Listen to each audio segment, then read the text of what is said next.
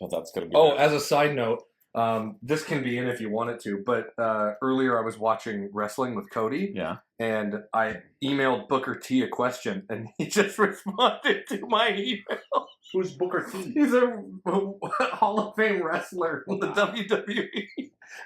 And here's about got to be glue. I said, just saw a recent promo for the new show, which looks amazing, and I saw that your mustache curls up at the end. I was wondering if it does that on its own, or do you take time to curl it in the morning? If so, what product do you use? Thank you for taking the time to read this and reply if you can. Appreciation and love from a fan, Colin. What product does he use? Got to be glue. Oh, nice. Amazing. But nothing else. It just says that. There you go. Hey, man, thanks for writing. No. Just says got to be glue. He's too busy. You expect Booker T to you got a response from Booker T. You're lucky. Colin, is glue a beer product, or is he putting like Elmer's glue? No, it's Got to Be is a brand. It's a brand. The hair styling. Okay. So he uses like hair product for his mustache, not like Got mustache to Be wax. glue. Yeah. Like, okay. Got to Be is the brand name. Like McDonald's burger. Yeah. Got to be glue. Yeah. Bingo. Exactly. I can't wait. Well, if you took nothing else from this, it's got to be glue. It's got to be glue. Welcome to Ruin Board. I'm Chris. I'm Colin. And I'm Zach. And we just got back 3 weeks ago? 2 weeks ago? 2 weeks ago. Yeah, about that. From the Niagara Board Game Convention. If you're unfamiliar, the Niagara Board Gaming Weekend is a great event. It's about 300 people. It formally takes place in Niagara. It now takes place in Grimsby, Ontario. And essentially what it is we rent out a big old space. Everybody brings a bag of games or two or some shelves. There is no library. And it's just this big board game meetup. And you go there from a Thursday to a Sunday. Well, we were there Thursday to Sunday. Mm-hmm. We played a bunch of games. And this is our third time doing this recap video where we're going to go through and we're going to rank all of our games, all the stuff that we played. And both of you played more games than I did this time. So we're going to start with your list. You're both at around 19 or 20? Yeah, my list came in at 20. Yeah. When we first met, you were the master. Uh-huh. But now I am the master. Yeah. Having played more board games than you, Chris. I know. That is why I'm not sitting in the middle. Also, because my computer's right here, so I can add in some like BGG images when we're talking about the games. So we'll go through it. We'll go through it when we get to. I'm at the 14 count is when we get to it, and this likely will be a 2-part video because we're going to talk long. But I'm very excited to hear about your experiences. Because I always like hearing about what games you enjoyed and what games you played. Were there any sort of goals going into Niagara? Because I can talk about my own, but I'll get yours as well. Or I can talk about mine first if you need some time to think. So yeah. Well, my goals are the same as always, to play as many games that I've never played before as possible. That's always been a goal of, always a goal of mine every time that we go to Grimsby. Yeah. Yeah, Grimsby. Yeah. Well, we went to Niagara once. We did go to Niagara once, but yeah, my goal is always play as many games as possible that I have not played before. Yeah, I think when I first went to a convention, your goal in that first convention was the same. New games, only games, new games, new games, new games. And I think that has sort of infected my way of thinking, that I've gone in looking to play new games. I played a lot of games that I've played before this time. I didn't, and I taught games that I vaguely knew and that I'd played before to people who hadn't played them before. Right. Which was a newish experience for me at a convention, and I enjoyed it a lot. Yeah. So usually that has been my goal, my mandate, and I tell everybody who I go with who knows me, I'm like, I'm not sitting down at a game with you if I've played that game before. Like, I've taken that as a hard stance. And this time, I decided to throw that stance out the window. So this time for me, it was whatever people wanted to play, I was just going to sit down and play it if it seemed interesting. It was more about the people and more about spending that time and playing games, playing whatever. And so I ended up playing a lot of personal repeats, which I'll highlight, but I still rank them as my own a mishmash. I think I got at least 5 new ones in there. But but there were other ones which I hadn't played in a couple of years, right? And it was nice to revisit them as well. So that was kind of interesting and exciting for me, and I think it was a nice reprieve and a nice reminder that like some of these conventions you can go and just do it for fun, and you can play the games that you want to play, and you don't have to put some sort of arbitrary like only new games ruling, which I have done in the past. Now I might implement that in future stuff as well because I do like learning new games. Like obviously you guys know who I am. It all comes back. But for this one specifically, I had removed that as a barrier, which is why I wanted to talk about that at the beginning. Let's just get into it, I guess. Sure. I thought I had something else to say, and now I don't. So we're going to start with... How many things on your list, Colin? I have a total of 20 things on my list. And you have... I have 14. And I was convinced to bring it down to 19. So I'm at 19. Okay, so Colin, you go first with your 20th. Okay. And then we'll hit Zach 19, boom, boom. And then So when we'll I do can me, incorporate... Zach, and then when... Yeah. Okay, Yeah. cool. Can do. And I'll get it up on Board Game Geek while you're talking. Cool. Well, to start it off, my number 20, and by the way, I just want to state again that I think I've stated in the previous 2 videos of this, that these games are not inherently bad games, they just weren't my flavor. These games are not bad. Yeah. They just weren't my cup of tea at the bottom of my list. Yeah, I think overarchingly, before we begin, the time was a good time. Yeah. Playing games is always going to be inherently fun, right? Yes. And even if it's like a bad game, it doesn't necessarily mean it was a bad time. And I just want to thank everybody who did teach me games, even if your games appear at the very bottom of the list. Cody.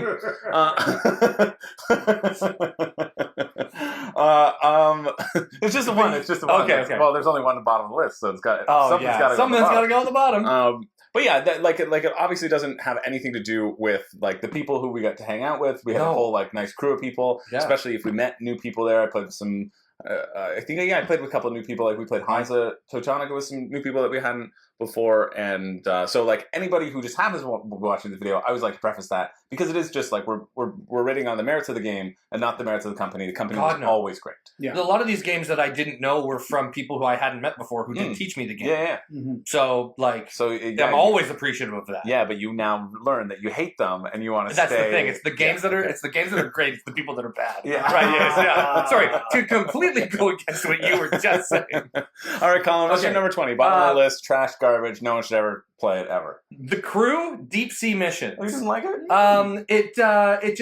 I've played the original Crew. Okay. And then I saw this one out on the table, and I had played it with people that I had never met before. They were looking for an extra, so I sat down and played it with them, and it was a good game, but it seemed too easy. Realistically. For people out there who might not know, The Crew is a trick-taking game that you play in silence, right? And you don't have to be completely silent, but it is limited communication. Right, because the theme is, I think in one of the Crew games, you're underwater in the scuba suit. That's this one. That's you can't talk. And there's another one where you're in space. Correct. Again, you can't talk. Yeah. Anyway. So it was the Deep Sea Mission one, so we're limited communication, can't really talk, and you're supposed to be completing missions that have come up randomly by, okay, I have these cards in my hand, and I think I can take this objective, which is the missions are on the screen right now. The missions on the screen, yeah. So you have to complete the certain missions, and you can say, oh, I think I'm going to be able to I'm going to complete this objective. So you take that one, and then you're working as a team to try to help that person complete the objectives, because the faster they complete their objectives, the faster you move on to the next round, and so on. And supposedly the objectives get harder and less communication and so on and so forth. But I don't know. I just didn't really find... Did you start at the beginning of the book? Yes. That's why. Yeah, you've played games before. Yeah. And the beginning of the book is, you've never played a trick-taking game before. Here's how to play. Right? And so for the first, 5, 6, 7 missions, I think they're also pretty boring. Yeah. And so we stopped around 9. Yeah. So it was probably just getting interesting, just getting into that flow of it. Is likely why it is at the bottom of the list. Is probably, and I think that's what it is, because I had played trick-taking games, and the people who I played it with, Reed, I played it with Reed and 2 other people, and it didn't feel like something I would jump out of my way to go play. That's just me. I prefer a little more and this isn't to sound all highfalutin, but I prefer a little more intelligence in my games. Well, a little more complexity. A little more complexity. A little more moving parts. Intelligence in the design. No, that's... I played with No. They were fools! But yeah, I thought it was fun for what it was, but it's not something that I would go out of my way to jump at again. But for trick-taking games, it's a fun game, but just a little too not complex enough for me. Yeah. My parents love the Crew because they grew up on Bridge and and so they really like trick-taking games. Yep. But I agree. I played Mission Deep Sea with that. I got it for Christmas for them. Okay. Because they had the original and like, oh, I'll get you the second one. I prefer the mechanics in Mission Deep Sea because the differences between the two is in the first one, you're just all of the tricks are like you have to get this specific card. And in Mission Deep Sea, it's like, oh, you have to get none of this or none of this. Like the goals are varied a lot more. You have to get all of the green tricks. Exactly. Yeah. Right. And so I do like how that kind of scales a bit better. But I agree. Playing the first ones, I was like, okay, we're skipping. We're starting at Mission 6. Yeah. Right. Because I was like, this is horrible. This is good. The first one was good, so we remember how to play. And then we're like, okay, but let's go to the complexity that, or at least start a little bit further along the path. If you had to sit through the first ones, I feel like I'm sure that hit it. I feel like it would have scaled a lot better for me if we had started somewhere in the middle. Yeah. Right. That way, the complexity increased faster. Yeah, that makes sense. That's why the Crew Deep Sea Missions is the worst game of all time. At the bottom of my list. Yeah. Makes sense. All right. Yeah. Number 19. Number 19 for me, correct? Yep. Tokyo Ghoul. Oh, okay, yeah. I wanted to play this. It's social deduction. Yep, I believe Reed brought it. I like the anime. Have you watched the anime? I've never seen the anime. It's a weird anime. It really takes a weird turn after the first season. Right.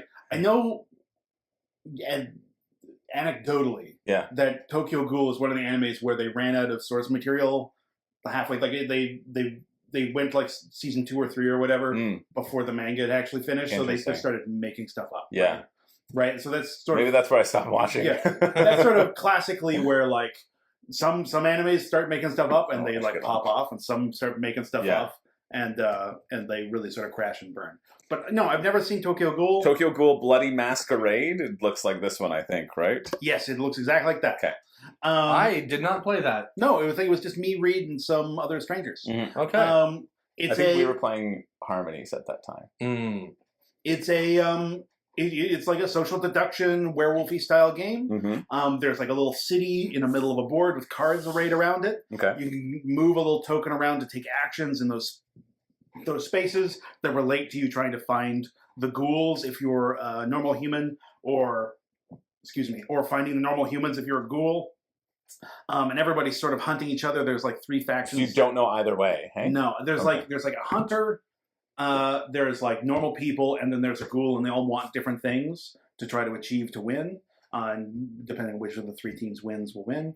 So the ghouls are like trying to eat the normal people. The hunters are trying to take out the ghouls. The normal people are trying to do some other objective. Right. Yeah. Yeah. I did do. It's at the bottom of my list. It did the least for me. I think probably all of the locations and cards would have meant something if I had seen the show, but they didn't mean anything, so it didn't really help me understand what was going on. I don't think it really would have made any difference. Like, I've seen the show. The show is just there are ghouls and they got to eat humans. Right. There's the show. Anyway, it didn't really. The board didn't do anything for me. The locations didn't do anything for me. I've played a bunch of different social deduction games. Some of them really hit for me. Some of them don't. I think I would prefer to play in like a small scale social deduction. I prefer One Night Werewolf. I prefer what's that one with the Cthulhu theme? Don't Mess with Cthulhu. Don't Mess with Cthulhu. Yeah, we I played like that better. in a previous Niagara. Yeah, we just played one round of it. I might have grown to like it more if we played more rounds of it and become more familiar with it. But yeah, it just seemed passable to me. Cool. Yeah. Yeah, I mean, I didn't play it, never played it before, but... yeah, neither have I assume, like, a lot of social deduction just does the same thing, you know? And I think, like, if you really gel with the theme or whatnot, then maybe, like you were saying, it could have been good, but... Yeah. Just got an eh. But it's not the bottom of your list. There's technically 2 that you left off because I'm trying to keep my list appropriate to the size of your guys. Yeah. Right. So other things may come over and cross over when they sure. Yeah. I'm just flagging for them. Yeah. But yeah, this is bottom of my list. I don't really have a whole lot to say about it. The mechanics didn't like make a big enough impression on me for me to be able to like talk positively or negatively about them. Fair enough. It was just a meh. It was just a thing that happened between two other more interesting games. Fair enough. That's fair. Colin, what was your 19? My 19. Now this one, the game was good, but it was the company. It was the people. It was the people. Yeah. Okay. And my number 19 is Keyforge. Oh, I played it with Zach. Zach taught me how to play it. a true bastard that guy Zach is. Keyforge is this low? Yeah. It Keyforge just is great. I liked it. And like, don't get me wrong. Like I said, all of these games were fun. It was definitely the company. But I just felt like out of the like deck builder card games, like that's this style that I've played before, I prefer them over this. Mm-hmm. Like, which ones do you find that you've played before that you felt similar? Like the head-to-head card battlers, right? Magic? I played Magic. I play Magic. You play Magic. I played Magic a lot in my youth, and then played it a little bit now. But I don't know. I wasn't picking up on a lot of the stuff quick enough, I guess, and that's on me. Well, that's not on. It was your first time learning the game, right? Yeah. I know you like to have a lot of intelligence in your games. But I do. There was no intelligence on the other side of the table from him. No. I should say I should have stopped you because this was my number 17 on my list. Oh, okay. So also relatively low. Yeah. And I ranked my Keyforge down to 17 not because it's a bad game. Because of the company. I don't think that was a particularly exciting game of Keyforge. It wasn't.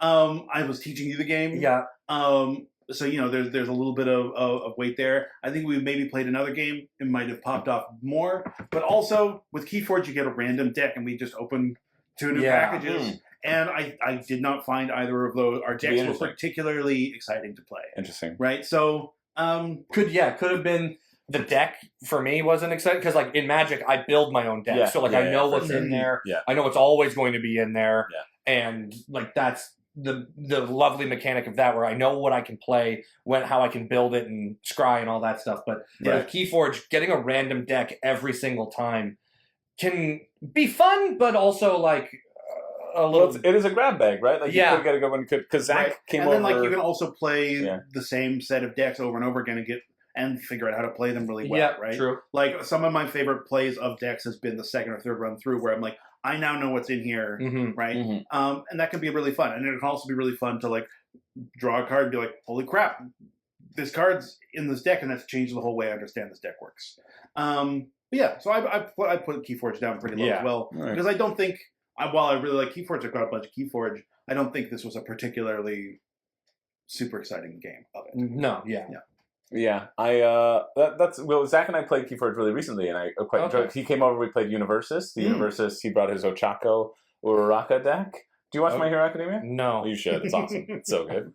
Like, I have so many people in my life telling me to watch so many different anime shows. Well, listen to myself and Zach over all of them. Because I have to watch Attack on Titan. Well, yeah, you still have to watch My Hero Academia. I've got to watch, what was the one that Damien was telling me to watch? He likes Demon Slayer. Demon Slayer, Full Metal Alchemist. That's true. There's just so many anime shows and so little time. I can cut down this list for you. Yeah. Zach's definitely watch Attack on Titan. Yeah, 100%. My Hero Academia is like all right if you like shonen stuff. Yeah, superhero. Yeah, it does nothing new, but it does it well. Yeah. So if you're interested in that specifically, watch it. But otherwise, it's very passable. Okay. Right. I think it's good, but I think it's so fun, but it's also for just My Hero. Right. This is not on Mount Rushmore of anime, right? You don't need to worry about it. It's just a popular. But is there a character there called Best Genus? Yes. Yeah. That sounds fun to me. I think I would really like that. We love Best Genus in this family. Best Genus is the best. Okay. You're gonna have to get 3 seasons in before you find him. Got it. No. Yes. 2. He has like one scene in season 2 where he shows up and they're like, "Who's that?" And he's like, Best Genus. And then you don't see him until and that's it. It's worth it. It's worth it. 100% it's worth it. Okay, I'm sold. I'll watch My Hero. Anyway, we were talking about Keyforge. I really enjoyed the Keyforge play that we had, but we played it twice. We opened up like 4 decks. Loved the first deck so much with my Octopus Tentacles, and then the second one I was like, not as into it. So also the randomness can really provide a weird play. That was the only point I was trying to make. But yes, that's why Keyforge is the number 19 on my list. Very cool. All right, we'll go to 18 for Zach then. Oh, right, because you don't have one. Yeah, I didn't. I was doing a self-tape, and I was not feeling well. I was sick as well. Oh, yeah. My number 18, Crosstalk. Oh, yeah. Crosstalk is a party game, and it's sort of like Decrypto, I think. Yeah, a little I'd compare the two. There is a person who has a word that he wants everybody, or a word or phrase or concept that he needs his team to guess. Before the other team. It is one word that you need to win. Right. One word you need to win. Yeah. So there's two different teams. Both of the leaders on both teams know what the word is they're trying to get their team to guess. And they get to give a secret hint to their team. And then their team gets to write down a guess for what that thing is. The thing is, because both teams are trying to learn the same, both sort of leaders on both sides are trying to get their team to guess the same thing. When my team writes down their hint, the other team gets to make their guess first. Right? So they get to use my team's information for their guess. So whatever you want to do, so say it was, in this example, it's payback. Right? You could say. So if I was the team leader, your hidden clue would be something very specific, like vengeance. Yeah, vengeance. Right. And then everything else you'd want to make it kind of related to vengeance, but so obscure that the other team couldn't hearing figure out it is like, how is it related to your thing?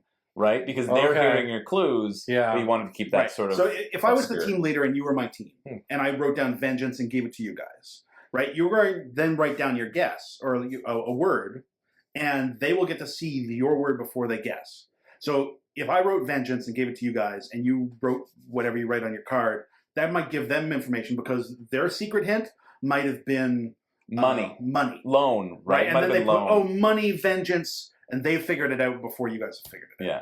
So you want to make them obscure, kind of Decrypto-esque, which is why I agree with your Decrypto comparison. I think I like it more than Decrypto. One of the things that was most fun about it is if we were all on a team, and if I was the leader and you guys were on a team together, we're your loyal followers. You have a little whiteboard and you can write stuff down. Be like, oh, maybe it's whale, maybe it's suzerain. Oh, so we don't have to talk. And you can show it to each other. Yeah. Because you don't. That's cool. Because you don't want to give the information to them. Yeah. And then I was, as your team leader, wouldn't be able to see your little board. Right. So I don't know what your thought process is. Oh, that's kind of fun. Yeah. Oh, that's interesting. I like that. Yeah, I quite liked it. It was fun. We played it, I think this was a Thursday, like when we first got there. That makes sense. And we played it, because a lot of icebreaker games get played at conventions the first day. And it was, I think, the last game of the night, and we played it until everybody peeled away and went to bed, right? So played a bunch of rounds of it, rotating team of strangers. It was a lot of fun. Would play again. It's at the bottom of my list, just because it was just sort of an icebreaker game. Yeah. Did it work as an icebreaker game? Yes. Was it fun? Yes. Is it going to be a game that I brag about or try to whip out of the table? Never. No, never. Yeah, I played Crosstalk when I went to PAX in Philly. We just played it again. It was a later at night sort of thing. It was fine, but it was lower than another game that we played that is going to be on the list as well. Like in terms of the party games, there are other party games that I would prefer to play. So your number, that was your 18? That was my number 18. So that'll be my 18. My number 18 is a game that the three of us have all played before. Charcuterie. Oh, Colin, how's it so low? It is very low on your list. Yeah. Colin. Charcuterie is number 18 on my list. Now remember, these games aren't bad. I do like charcuterie. It's true. This it is was unforgivable the company. indictment, Crit. It was just the company. Yes, it was. No, it was not. The company was great. The game was good. But the amount of games that I had played the weekend surpassed this in so many ways. Now, this makes me excited to hear the rest of your list, because I think Charcuterie is great. Charcuterie is great. I know. We played. I expected Renee to really enjoy it too, and she was like, "Yeah, it's fine." I was like, "Dang it!" I really do enjoy Charcuterie. I think it's a fun, quick, light game that has enough complexity with regards to how you assign your stacks of food. So you'll have a little bag, you reach in, you're the host, and you're trying to make the most delicious charcuterie board. So you go reach into your bag, you create little stacks of crackers, fruits, dips, veggies, Gotta nuts. get your dips. I like how many actual charcuterie boards are popping up in these little pictures. This is the picture I was looking for. This is the actual. Like, Yeah, and then you are trying to arrange the food on your charcuterie plate in order to achieve certain goals that are listed there. So those are like the table goals. So you can try to collect as many breads as possible, or have the same amount of dips, or have the most meat and bread combinations. And so what you're trying to do is basically just have the best looking charcuterie board based on the goals that are the community goals that are out there, and then also you get an individual goal that you can claim at the end. Yeah. I was once again a fool. I should have stopped you when you said charcuterie, so we could talk about it later, because it's on my list much later. No, that's fine. You can just talk about it when it gets to it. Oh, okay. We'll talk about it when it gets to it. But yeah, I also don't need to go into too much detail about it. But yeah, I think charcuterie is a very, very fun, quick, easy, light game that I would definitely, if somebody said, hey, I have this, did you want to play it? Yes. Yes, I would. It's just you hated the company. I absolutely hated the company I played with. I honestly forgot you two played. Yeah, oh my God. So We're forgettable. Like Well, you know what? I did have a terrible charcuterie board. it was all crackers mine was and so vegetables. bad. I think What's vegetables on a charcuterie board? Yeah. Me, I do. Yeah. Yeah. Also, yeah, some of the items that you can pick from the bag are a little odd. Who needs a slice of tomato Right? on a charcuterie board? That is true. It's odd. Yeah. Yeah. But that's a game thing, not an us thing. Yeah. That's the people. People kept on saying, "Look at these great tomatoes." Give me the bacon expansion that just is slices of sizzling bacon on my charcuterie It's board. got to be sizzling too. Yeah. So the grease is pooling out. Yeah, absolutely. You know what? Give me a grease pool multiplier, right? And then multiplier. Yeah, if I could have a little river of grease dividing my vegetables on and my your cheese. charcuterie board, you want a river of grease? That's negative points, man. Right, sure, but like you get so many points for the bacon that the grease river is worth it. Yeah, okay, yeah. Right? Yeah, for sure. Yeah. All right, so that's All right, number well, 18. yeah, that's number 18 on my list. Your number 17 was Keyforge, My right? 17 was Keyforge. Again, I love Keyforge. Big collection of Keyforge. I buy it when it goes on sale after it has That's the way to do it. been proven unwanted. Yeah, that's the way to do it. Yeah. Right? Yeah, I think that's the thing with Keyforge where like most card games like Magic the Gathering, there's like a secondary market for it, and there isn't really one for Keyforge. So like game stores will buy a bunch of Keyforge, and then the next edition of Keyforge will come out in the older edition. Suddenly it's a lot less attractive. Right. You can't do deck building in Keyforge because you're buying full decks. Yeah. So there's not a secondary market for individual cards. And so if you're patient and you lie in the waters like a crocodile like myself, you can snap up when it goes on sale on Christmas or what have you.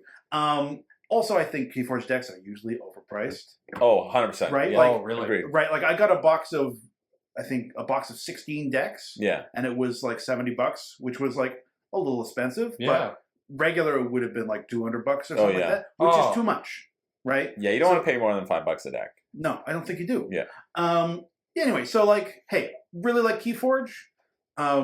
I wish it was cheaper. On when it's on Kickstarter or GameFound, you can get like the starter set for like $50 and it gives you 2 or 4 decks, which I guess it was 4 maybe, but because you get some tokens too with it. Right. But really, no, that's like 50 US. And so then with shipping, it's like 100 Canadian. I'm like, never in a million years should you ever do that. Because I like Keyforge quite a bit. Yeah. Every time they've had a Kickstarter, I've always looked at it and been like, 100%. Maybe I should do it. There's got to be a good deal for just a bunch of decks of this new set. I'd love to add them to the flavor of what I've got. And it's always just too expensive to do it. Let's just wait till it's aftermarket. Yeah, it's tough. But if you can find some cheap Keyforge, I think it's a great fun. It has I have no desperation to buy Magic the Gathering or anything like that. Because Keyforge satisfies my like desire for that kind of game. Oh, I'm really bummed that we didn't play Millennium Blades because I played it at Level Up. Oh, okay. And that's the trading card game that Reed had, the trading card simulator. Yeah. Okay. It's very fun and scratches that like deck building, deck construction itch. I feel like both of you would really enjoy it as well. So like we should make a point to play that with Reed. Maybe in our May, April George Con, Meep will be on board. Oh, with Con. right. Yeah. I can teach it then. Yeah. Anyway, Keyforge 17. Keyforge 17. We have to play it again. I'll show you. We'll have more fun. Yeah. We'll give you the octopus deck. Yeah. Get those tentacle buddies. Okay, I'll take that. Yeah. I do like an octopus. You do love your tentacles. I do see it love my all tentacles. the time on And your then computer. it's crazy that I actually don't watch more anime. Yeah, because I watch a lot of hentai. So like, So I thought we were going to keep it as an implication. oh no, I tell the fans direct what they want to hear. All right, what's number 17? Number 17 on my list is Tentacle Man. That was a game I played alone in my room. Number 17 on my list is Werewolf. It's one of the, it's a classic party game, and I have played it multiple times, and it never gets old. It always stays great, and it was no different this year. It was amazing. I had a great time. But it was just the company. No, and this one wasn't the company, but I have it so low on my list because of the I'm fact... expecting gold at the top. We got better at the top of this list, and there should be just bricks of gold that you were given for free. I'm putting it so low on the list, and let me get to that. Okay. It's because I have played it so much. Yeah. That I know it. I know it well. It's always going to be good no matter what. So I feel like the placement of it on my list should not be indicative of the game itself. Fair. Because it's always great no matter who I'm with. Yeah, it's just there was other stuff that was more exciting. There was but you things had that a good time. Yeah. And also, like, this being the bar just means that your list is good. I'd like to think so. Now, I am just realizing I did forget something that I did not put But you on just my have to list. put it. You'll have to put it in at a point. Like, where would it fall? Okay, I know where you know it where would it be. fall. Yeah, and I can't remember the name of it. Okay, great. Well, we'll try to figure it out. Oh, Yeah, it might be on your list. This sounds like a fun game. Because we played it. Okay, well, yeah. Well, I guess then it it's will not be on you my can list. tell. It You might can be say on what my it list, is. yeah. All right, number 16, Zach.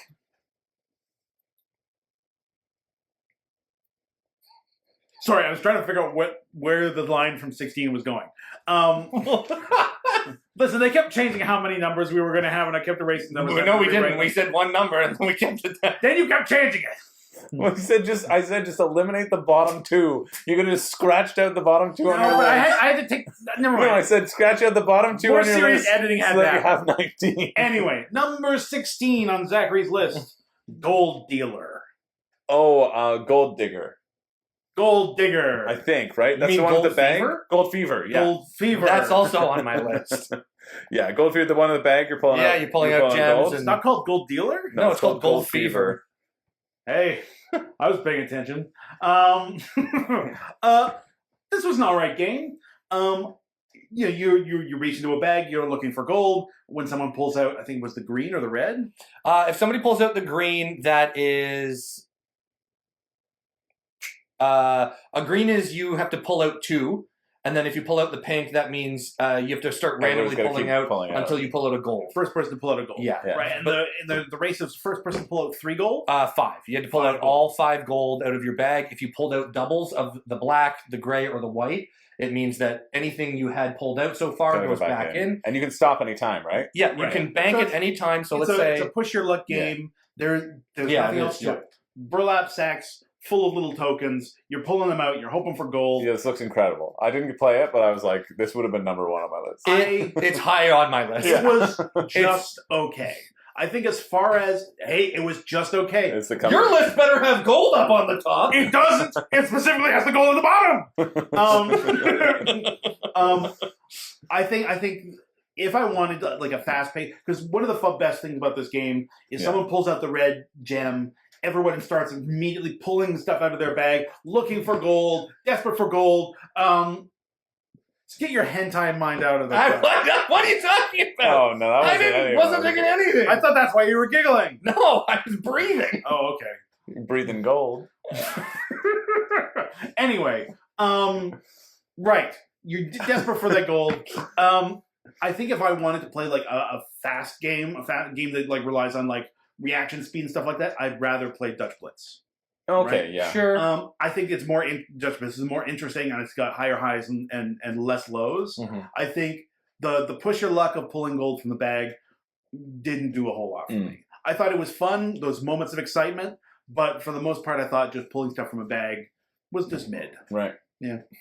That's fair enough. I thought it looked like a heck of a lot of fun, and I'm glad that one person put it at the correct spot on their list. Also, I never won a game, so... I don't think I ever won a game either. It just seems... have you played Ink and Gold? No. So Ink and Gold is also a push your luck, Okay. where you're drawing cards and it's got gold gems on it, and like the longer you stay in the temple, the more gems you can pick up. But if you leave, then you can keep all your gems, and you can lose everything if you stay. Yeah. It's a really fun push your luck game, but I liked the idea of the speed aspect of Gold Fever, which I thought was silly. Yeah, I think that's the best part of the game. Yeah. I think the going around in a circle and just pulling stuff from the bag was less interesting to me. Yeah. Mm-hmm. Oh, so you all take your turns pulling things? You don't all just... Yeah. So on my turn, I start pulling from the bag, and whenever I want to stop, I stop. Oh, I thought everybody did it at the same time. No. The only time you do it now. at the same time is when you pull out the red. Oh, and everybody gets the first person to pull a gold out. Okay, all right. I'm back into it for that. Right. So like you're all waiting for that moment, so you can't like rest on your laurels. It's You always got to be ready in case they pull out the red. You gotta go. Yeah, I also found that when that did happen, it was almost the first. Like it was always because maybe it was the number of people we were playing with. Yeah. But someone always had gold on the first one. Right. So instead of like, didn't get that we gotta go, it was, someone's got it. It was, we got a gold. That happened a lot. Yeah. Right? Mm-hmm. And so like, that exciting moment had come and gone before I often even realized it was time to pull from a bag. Right. That's fair. Yeah. I think it might be more interesting as a 2-player game. Maybe. I think, it seems silly and fun, but I can see why it's number 16. Mm-hmm. Well, it's number 16, right? Number 16, yes. I don't know why I'm asking Zach to check his numbers. I'll ask you, Colin. Yeah, that was Zach's number 16, so this is my 16. Another party game that we all have played before, Avalon. Again, same reason why it's down low as Werewolf is I've played it a bunch of times. I know what it is. It's always good. It's always great. I didn't get to play Avalon. You didn't? No. Oh, that's a shame. Yeah, we played it... Was at night one time? At night, it was in the basement. No, didn't. Yeah, I didn't play it either. It was fun. I was working on my self-tape. But, Avalon, again, another party social deduction game. I love Avalon. Oh, yeah. Couple baddies, couple goodies, and... Any special roles, or was it just vanilla? Every special role. I think Reed put every single role in. We did play it with Lady in the Lake. We played it with... Merlin, Morgana, Percival, Mordred, Oberon. Like we swapped out a couple characters here and there, but if there was a special character, it was in the game at least once. You see, I've only ever played this game with Chris, and I always do base. Always just uses base. It's always just Servants of Arthur, Servants of Mordred.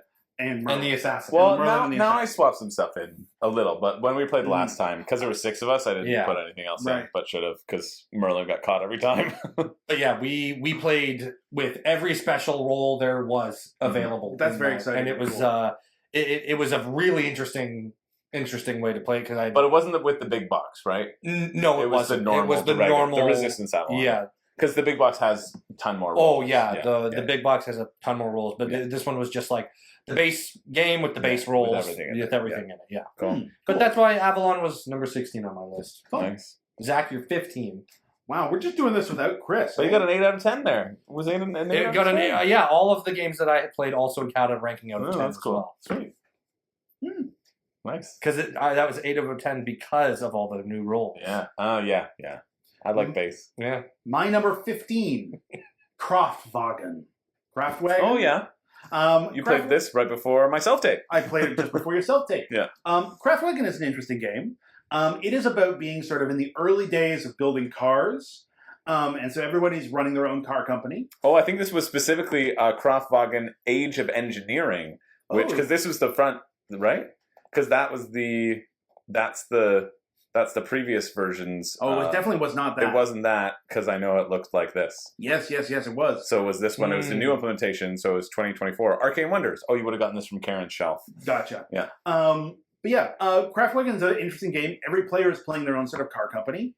On your turn, you see this big gear in the middle of the board. Mm-hmm. You take your player icon, and you move it forward along the gear and place one of those tokens to take that action. Gotcha. So if you were the blue player right now, for example, you could move forward and take the letter action. Yeah. Right? And then you would probably be very soon in the turn order because you're near the back of the gear. Yeah. Or if I really wanted to take the engine action all the way at the end, I could swap my blue with that and then I would have to wait until everybody else because it's like Patchwork, or Takedo gotcha. or Parks. The token you remove goes to the end of the gear again.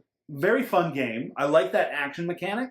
So things that are really coveted actions on the board get nabbed, but then they appear later. Yeah, that's but cool. potentially appear later, or you can go and take them, but you're going to be putting yourself at the end of the turn order. Yeah. So turn order is always like this negotiation. You could take an action that would let you go again soon. It might not be something you're interested in.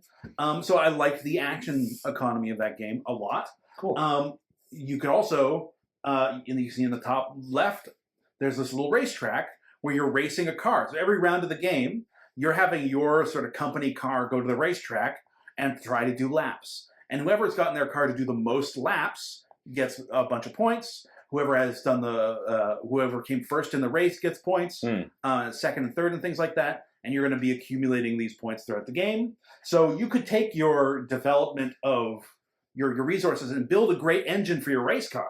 So it goes really fast around that track. Yeah. But then you're not putting that engine in the cars that you're selling in your store to actually get points. Gotcha? You can see down in the bottom middle-ish there. Right here. Those are cars that people have built. Cool. So you buy bodies that are ranked 1 to 9, I think, and you can develop engines that are ranked 1 to I think 6, and you put an engine in a car, and then you can put the car up for sale. The meeples are the number of people that you have working in your storefront selling cars, and so you can see on the left-hand side there's all these sort of little circle discs. Those are the customers. So you can select whoever, depending on, you can go to a spot and select what customers will be buying cars. The blue person is going to buy cars from whoever has the most people selling the cars, meeples, right? So you can have a crappy car with a crappy body, but if you put enough meeples on it and there's enough people buying cars looking for bodies, you don't need a good engine. Right? The guy with the orange guy, he wants a fast car, so he'll buy whatever car has the fastest engine. I think purple person wants the best body. Green car is a working class person. They'll buy the cheapest car they can. Right? And so everybody's working to try to build a company that either has good engines or a good body or has a good balance between the two. Are you going to put your best stuff on your car on your racetrack? Are you going to put it up for sale? If you're putting up a really fast, beautiful car, but someone else has set up the purchasers, so they're only going to be looking for the cheapest car, and they're only going to be buying stuff from whoever has the most salesmen, your amazing car might sit in the store making you no points.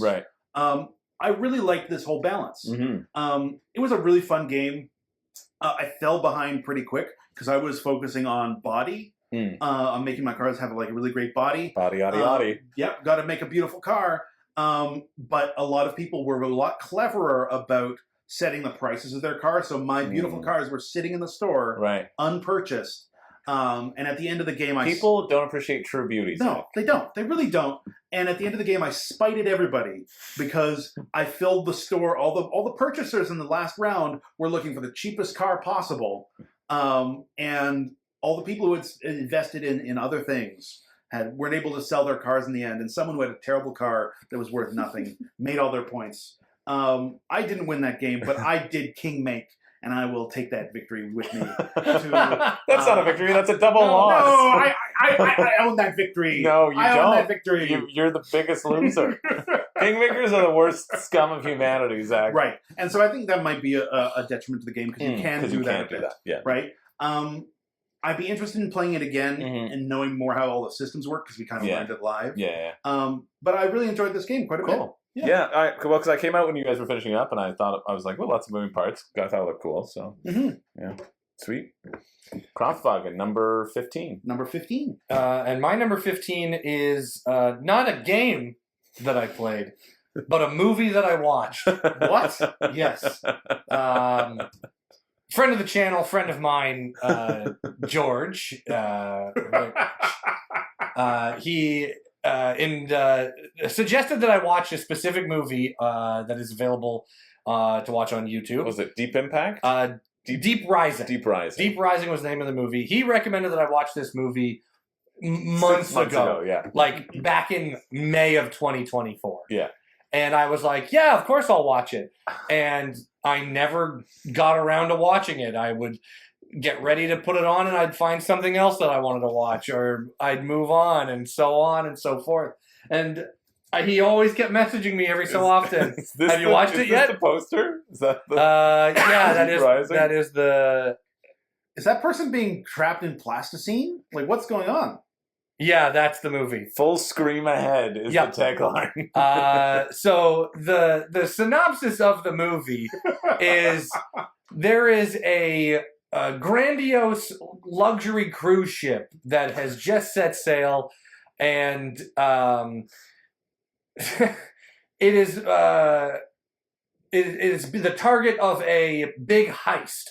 And so there's a lowly captain and his crew that have been tasked with taking these criminals out to this luxury cruise ship to take up the mantle of the robbery. And so they get there and they realize that nobody is on board of this luxury cruise ship. It's barren. It's desolate. It looks like something happened aboard. And wait, is this a monster movie and a heist movie? Yes. And so it turned without spoiling too much. I think of the you movie. can spoil it. That's fair. It did come out. 98. It did come out in 1998. Wow. But it is. I was 8 years old. It has. Wait, did George spoil it for you before you watched it? No, he didn't. He didn't give me. Then you shouldn't spoil it. Yeah, you shouldn't spoil it. I'm going to watch this movie, Colin. It honestly. You know what? Next Niagara. It surprised. It surprised me at how good that movie was. I mean, it's number 15. It beat Avalon. It's the only movie I watched the whole weekend. It's got to say something. It beat Avalon and Werewolf. Yeah. Wow. It was better to watch that in a room with some pizza. And this is no. And Ken. Yeah, it was George and Ken. Take this out of we ordered pizza. We ordered Domino's pizza. I do think this is lovely being on your list, because you're like, I should put the movie on my list. And I was like, you should, mainly because I think we do get so focused at game playing conventions that you have to be gaming the whole time. Right? And that's false. It's false. So this time, especially for me, I was somewhat stressed because I wasn't feeling well, and so I was going to bed early because I needed to conserve strength because I had a couple self-tapes to do, which Zach graciously helped me with. But I had to learn the lines. I'd learn lines. I'd get ready to do those things. And so the idea that you can take a break, and you can take a break from the gaming room. Yeah. You can go out for dinner. Yeah. You can enjoy your vacation in whatever way you can. I think that's often worth reminding to kind of take that pressure of only playing games all the time off of yourself. And I think I think it is good to take that pressure off yourself. It's something I also tried to do in Level Up, because I was like, oh yeah, I just want to hang out and talk with people. You know what I mean? Yeah. So we just end up chatting for an hour or a couple and whatever. It's just that's also nice. Yeah. Also nice to do. It feels like it could be sacrilege, but it's also good to sort of be as a good reminder of playing games is nice. But so is watching Deep Rising. I couldn't agree more. The movie pleasantly surprised me. I didn't know what to expect going into the movie. Are you a horror person or an action person? Mm-hmm. I love horror movies. I love action movies. Where would you, outside of this list, where are we putting? It's a bad movie, right? It's a bad movie. Oh yeah, it's a yeah. it is a bad movie, but it's bad good. Yeah. Right. Yeah. It's 90s, it's late 90s cheese. Yeah. And it's so the action is good for what it is. The humor is great for what it is. I'll ask you this. Yeah. Have you seen Con Air? I have seen Con Air. Con Air, Deep Rising. Con Air. Okay, thank you. That's all I need to know. And that's no shot, George, to your movie selection. No. Well, Con Air is the pinnacle. Con Air is yeah. And it's very much like that, where it's it doesn't take itself seriously, and it's having a good time. And I had a great time watching it with George and Ken. No, not at all. But it tries to be. But it tries to be. Yeah. And it's early stages of CGI, and you can really tell, and I think that adds to it watching it. Would you put this on the tier of Tremors? No, because Tremors takes itself too seriously. Tremors is below. Yeah. This. Yeah. Okay, above Tremors, below Con Air. Yeah. I know exactly where this lands. Yeah. Yeah, I thought it was great. And George, I'm sorry I didn't watch it sooner, but I'm glad that my first time watching it was with you and Ken. Yeah. I really am. That sounds like that was the optimal experience. Honestly, it was. It was great. We got pizza, we had candy, I had a boatload of Mountain Dew. Oh, yeah. They got the hookup. Oh, we got the hookup with George and If Ken. you don't know, apparently in America, don't give away our hookup. This is ours. no, apparently in America, the Mountain Dew has caffeine in it. But it's really, it really doesn't seem like it's that much caffeine. It has so much sugar and so much caffeine. Yeah. Yeah. Like, you know how I drank like a Monster when I came in? Yeah. One of those Mountain Dew is like twice the caffeine of the That's Monster. okay. No. Yeah, I think that's wrong though, because I looked it up and I thought it was different. But we'll have to fact check this after. Bah, blast me with sugar and caffeine. I just had an image of, when I came in and I drank like a monster just hard because Zach was drinking water, but he'd go, I'm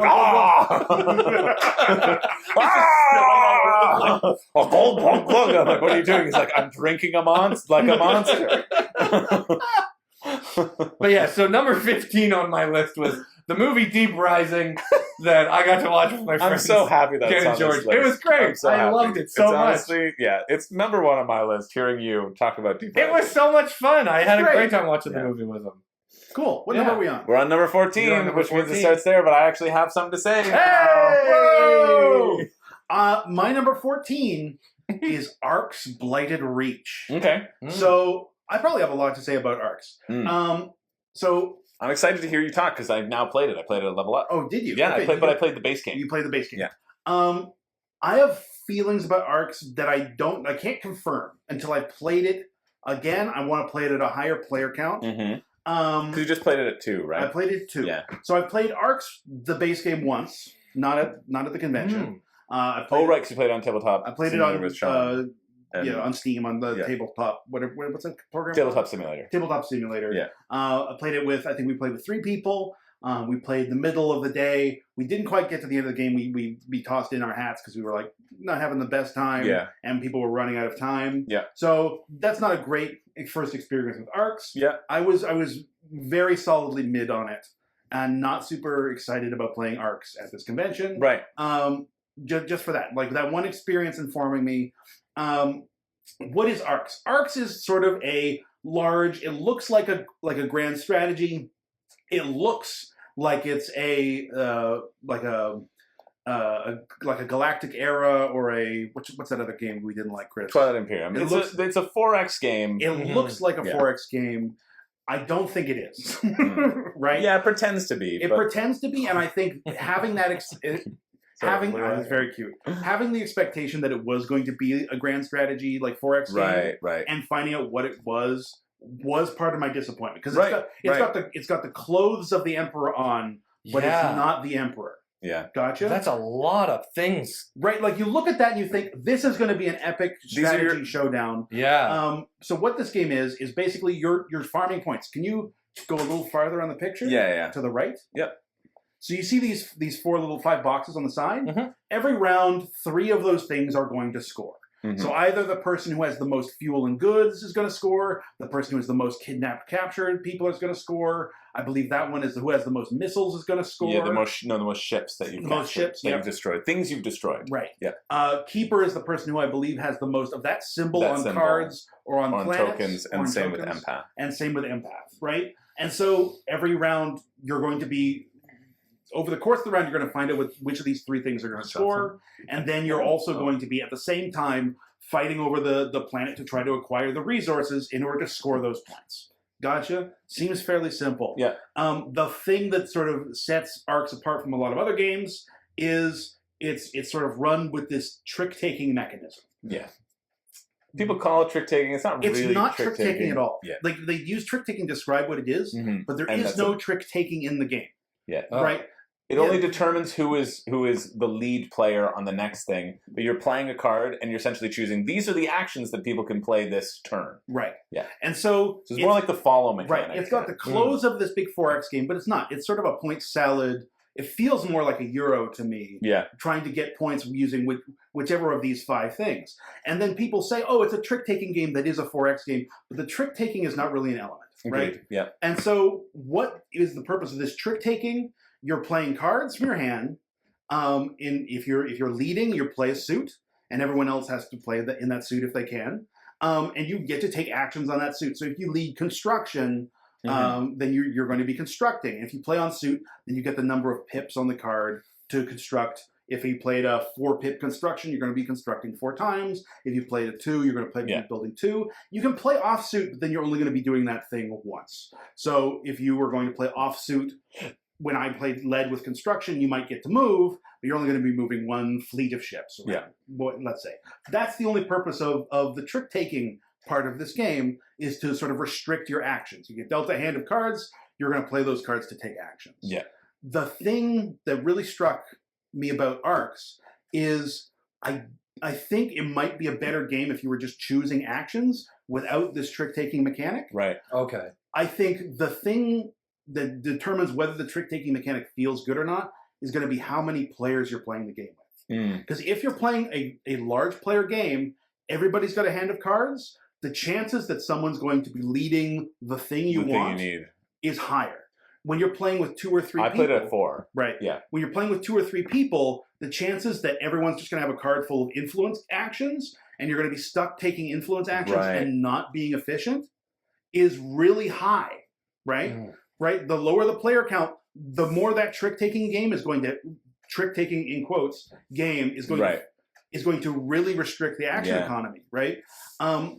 When I was playing Arcs, I kept thinking to myself, because I had been doing a lot of research about Dune. I did a Dune video a little while ago. Yeah. But one of the big problems in Dune is the most efficient way to play Dune is to do nothing, right? Like there's a faction, the Spacing Guild, that has like historically got like a 70 or 80% win rate, because the play style of the Spacing Guild is to sit and do nothing. And because that game's all about risk aversion, if you're doing nothing, you're taking no risks. Yeah. And so the Spacing Guild, who takes no risk, has a good chance of winning. because everybody else is like slowing each other down. And I couldn't help but feel that this trick-taking game bolted onto the side of Arcs was to force people to take inefficient actions to prevent people from playing an action. Like, if you could just take actions, I think there'd be 2 or 3 actions that everyone would always take. And it would be a less interesting game. Agreed, yeah. And so this trick-taking mechanism feels bolted on to force everybody to take substandard actions. It doesn't feel good to take substandard actions. And I don't think being forced to take actions that aren't good for your playstyle or your plan or your strategy makes up for the fact that the actual game going on was kind of simple and didn't super interest me, right? So that's my feelings on base Arcs. That's base Arcs. But then what is because you started the expansion, you started the campaign, right? We started the campaign version of Arcs, Blighted Reach, which I think is much, much more interesting. I want to play it. Cody, we have to finish. we either finish ours or we start one with more people. Because I think. So what is Blighted Reach, right? What is the campaign? Everyone is dealt a faction, and the faction has some special powers, which is going to help you mitigate the fact that you're playing this trick-taking game. Got you? That's the first thing. The second thing it adds is this idea of a galactic council.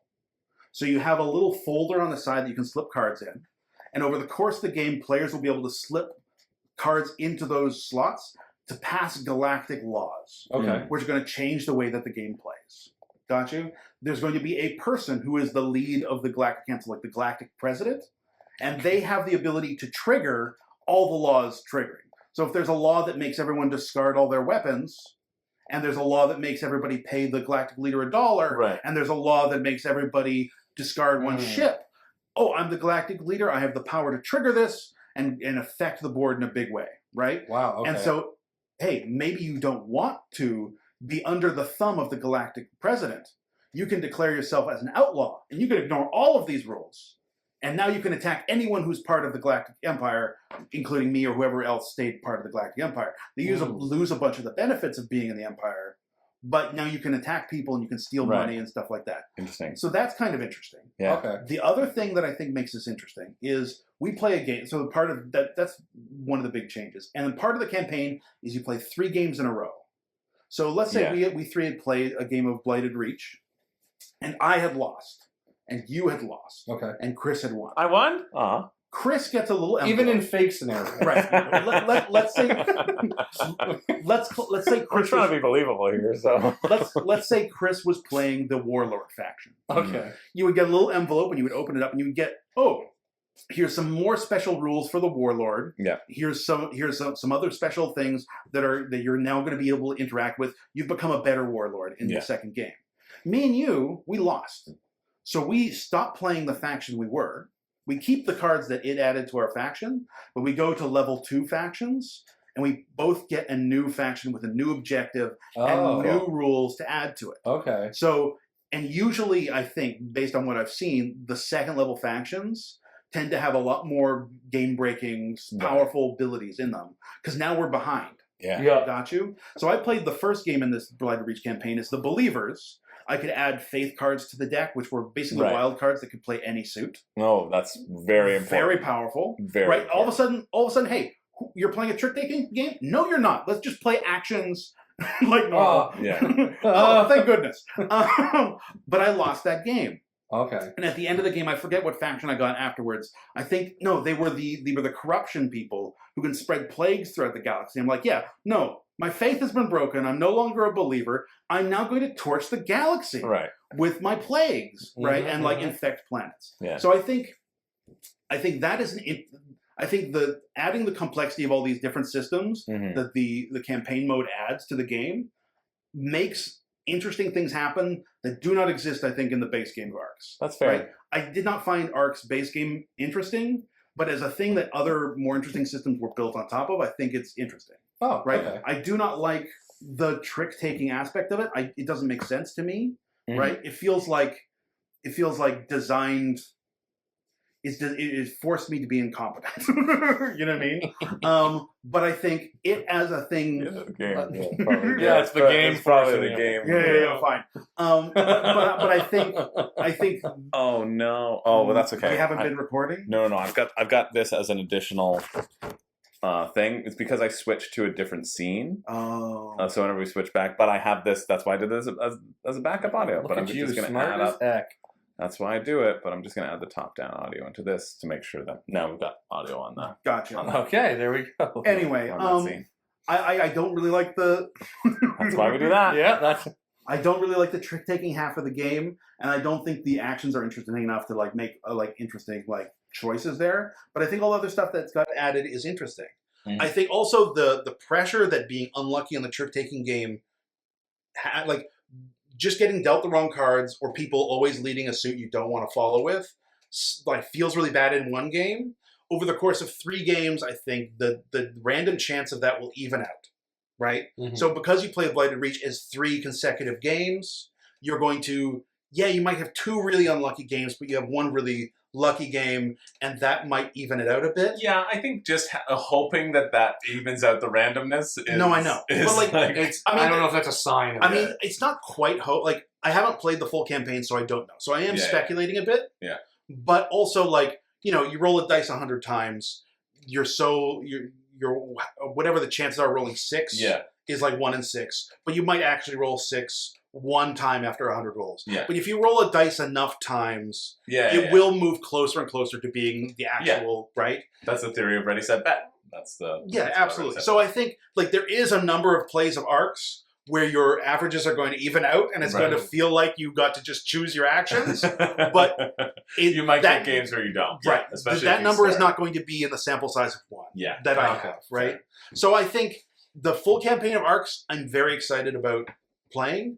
Base game Arcs, I have no interest in playing again. See, I've only played base game Arcs. What were your feelings? Yeah, I played it. I talked a bit about it in the Level Up recap video as well, which just came out today when we're filming this. But I think, but I quite enjoyed base game Arcs a lot. But I think I lucked into having one of the cards, the Galactic Bards, which allowed me to declare ambition if I wasn't leading the suit. And so when you declare ambition, you choose the scoring condition of what's going to score that round. And so because of that, I was able to really sort of dictate what scoring conditions were scored, and I could base my strategy around that and feel good about it. Right. Because I always had that power, whereas nobody else had that power. But I know even the last one, I was playing with the guy who I was playing with, Raleigh. He had so many goods and oil, and he had so many captives, and he just didn't draw 2s or 3s. So he could never declare those as ambitions. He could never declare those as scoring conditions. This happened in both the base game arcs and campaign arcs, you can buy like cards from a store by sending little representatives up there. I had a bunch of cards to send representatives up. I never got a card to claim any of those, use those representatives to claim those cards. So I had a bunch of actions that all I could really do was send people to the store. And then they all got lost on the way back home and no one brought any cards back for me. So like, well, this whole round, what did I accomplish? Nothing. Right. Yeah, but I really like the variable scoring conditions. I like how that can shake it up, and I didn't mind the randomness as well. So I quite enjoyed it. It was like my number 2 of Level Up. I like really had a great time with it in the base game, and I was like, I believe that the base game is great, and you don't need the campaign because of like how good that play was for me. Really. But I also can see the flaws and can see the randomness of like the cards. It's just like it's like Dune War for Arrakis. If you roll the dice and you don't get the actions that you need ever, that's not going to feel great. Yeah. I feel, right? And so it's similar whenever those actions are randomized and you don't ever have that like complete control over deciding on those actions. But I think you're right. I think with 4 players, we saw mostly the actions were taken. And even in the ones where I didn't have a single construction card for the first 3 rounds of the game.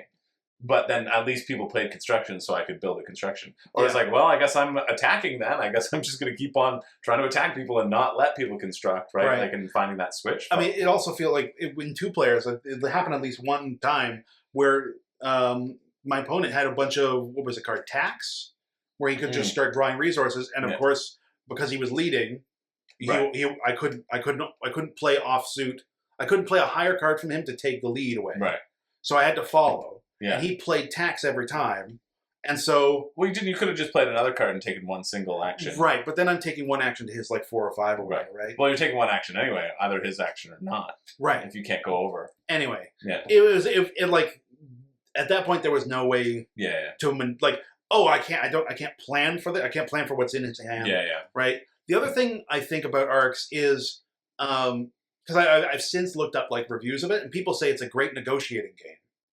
And I don't know what people are negotiating about. Yeah, I don't see that. You're not trading resources. You're not I can't turn to you and be like, please play a construction. I can give you X. There's no negotiation. It's not Chinatown, right? Like it's not Chinatown, right? I don't know. Maybe I haven't played a full game of ARCs, and maybe I haven't played the full campaign, so I don't know what the negotiation people are bragging about is. But I saw nothing to negotiate. Yeah, it's like I'm gonna go attack you because you got the stuff I want. Right, and like there's this. It's like, oh, please play construct number 2 because I have a construct 3. And if you do that, then I won't attack you. But everybody's got to play the cards that just benefit their own actions more anyway. So I don't understand what that sort of praise is coming from. Yeah. But yeah, I'm not super high on ARCs. Quite excited to play more of the campaign. Yeah. So Weird Dichotomy. That's ARCs. That's our ARCs. full video review on ARCs. Yeah, based on one half play and one single leg of a 3-part campaign. Hey, at least I found out that the audio wasn't recording and the backup was. Hey, you can cut my entire rant. Chris. No, it was great. I think it's ARCs number 14. I loved hearing. All right, mine I loved 14. hearing your experience. No, I loved hearing your experience, especially because I just played it as well. So I was like really interested to see what the campaign adds, and that does sound neat. Mm-hmm. Yeah. My number 14 is a game that the 3 of us have also played together. Great Western Trail, New Zealand. Nice. This is the second time I've played the game. Played it last year as well. And it was number 2 It was high on my list last year. And because your number 1 was Underwater Cities, I feel, or something. I think so. I think it was Underwater Cities. So I think it was like number 2 or. It was definitely top 3. Yeah. But it fell down this year on the list. Because of the company? It's always the company. No, it fell down on this year's list because it just, I don't know, it didn't tickle my fancy the same way it did last year. Do you know why? I can't put my finger on it. And that's what's bothering me. Interesting. I sat down to play it, and I just didn't get the same amount of enjoyment out of it as I did last year. Now, here's a question. Do you think it was because, like, myself, you played with myself, Zach, and Pete. Yes. And myself, same crew as last year. Myself, Zach, and Pete, though, had just played it in October. So it was a lot fresher for the 3 of us, probably.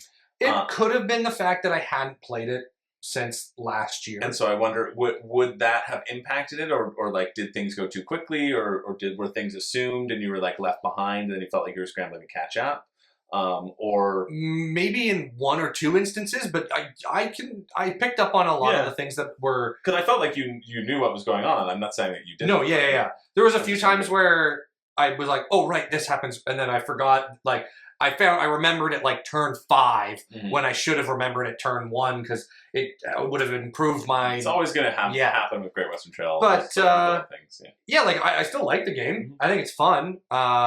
It's not a game that I would put on my shelf, but it's a game that if somebody pulled out, I would play it. But I just wasn't as hot on it this year as I was last year. Have you played base Great Western Trail? No, I have not. Okay, we should play sometime. You were looking at that at the Bring 'em By. I was, but I didn't end up buying it. I bought something else. Bought 2 other things. What'd you buy it? Bring 'em By? I bought Century Golem Edition. Oh, right. And The Hunger. Oh, you got The Hunger? I did, yes. Oh, nice. Yeah. Cool. I bought that at the Bring 'em By. Nice. Great. That's 2 great buys, Chris. Yeah. Colin. Yeah. Yes. My number 14, Great Western Trail, New Zealand. I don't know if there's anything, if it's on your list or if it's on yours. It's on our list, so we'll talk about it. We'll talk about when we get to it.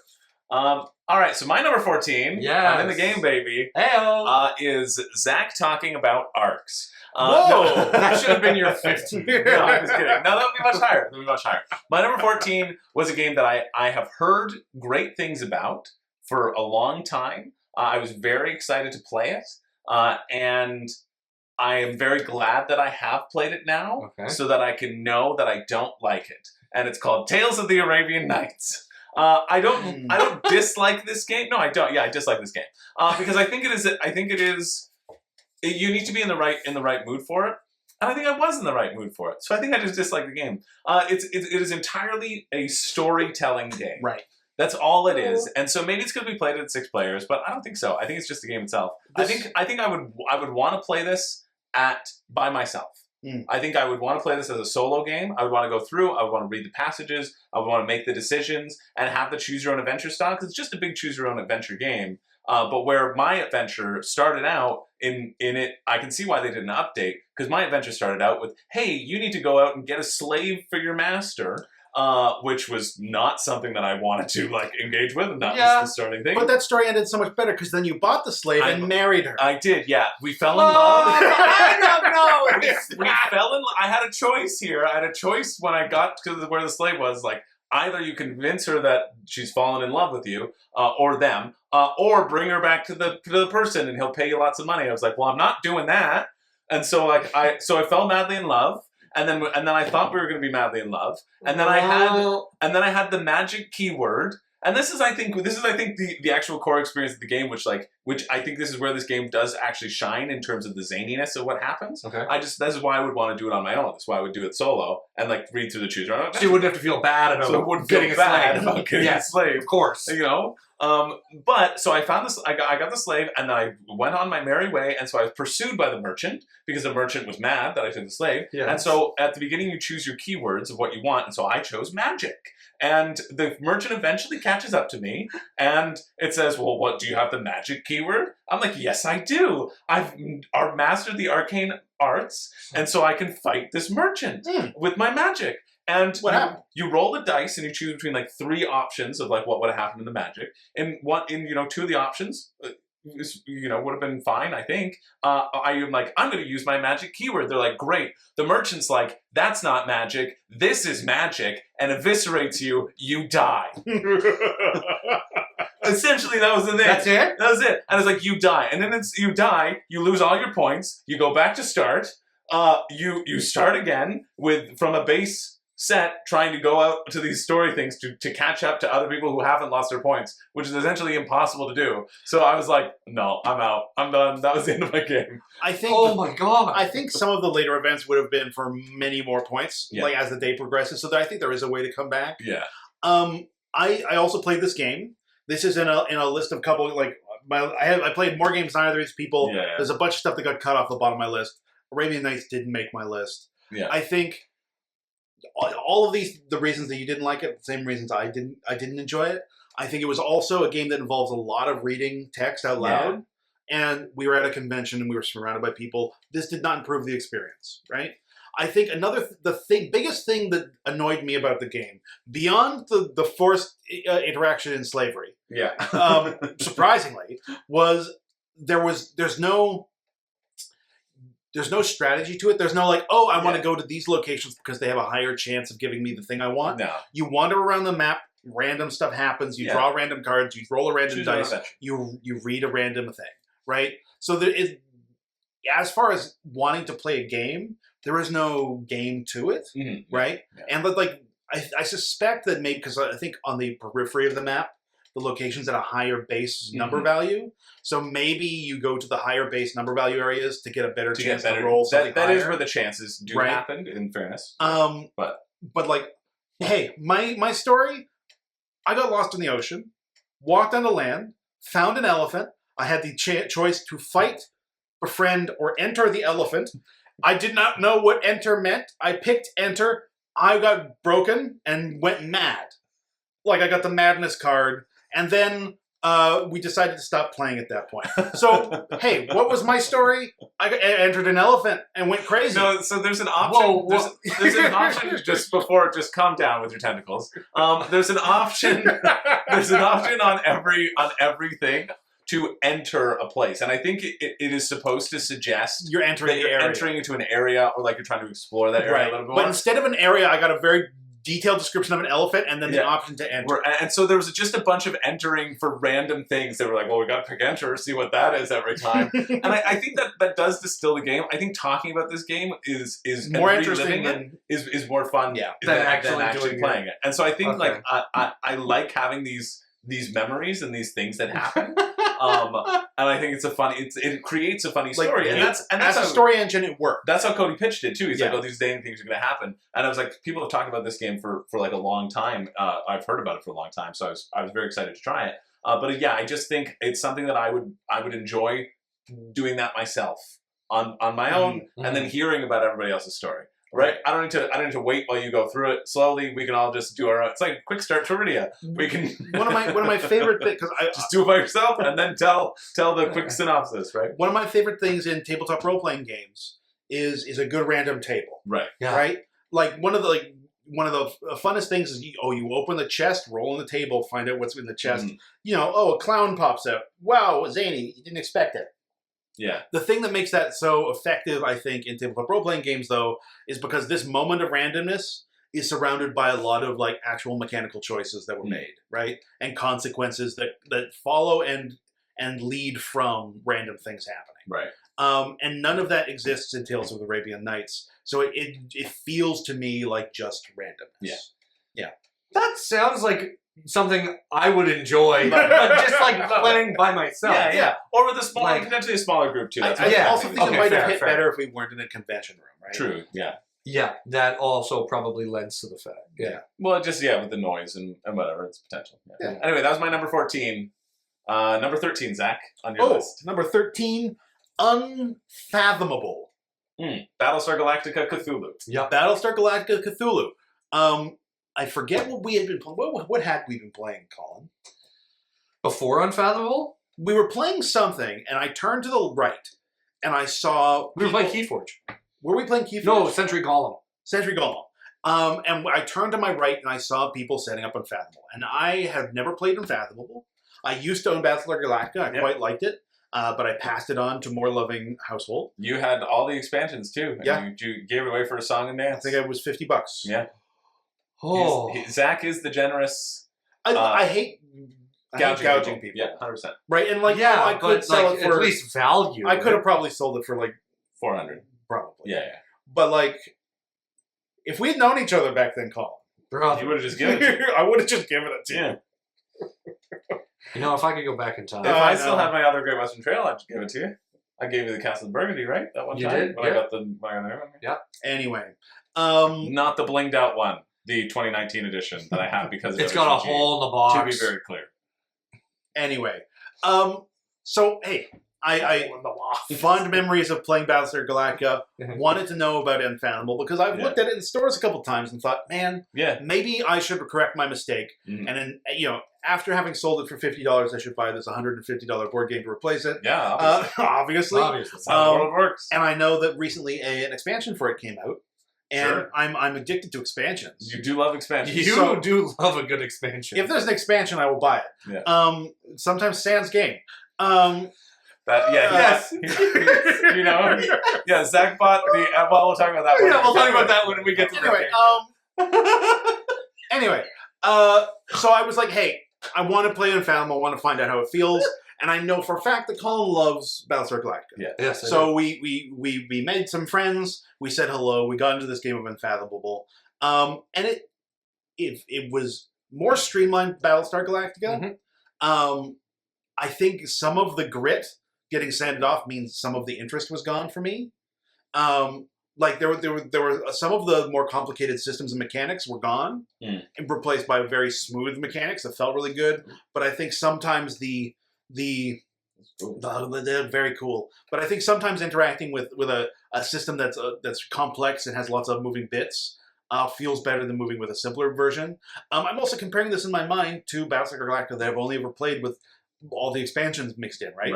And this is based on Unfathomable, so it's going to feel simpler.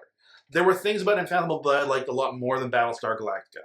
Because it's on a boat, right, and all the monsters are appearing in the water, every time you take the move action, the boat moves forward, which means all the monsters in the water get pushed back behind the ship.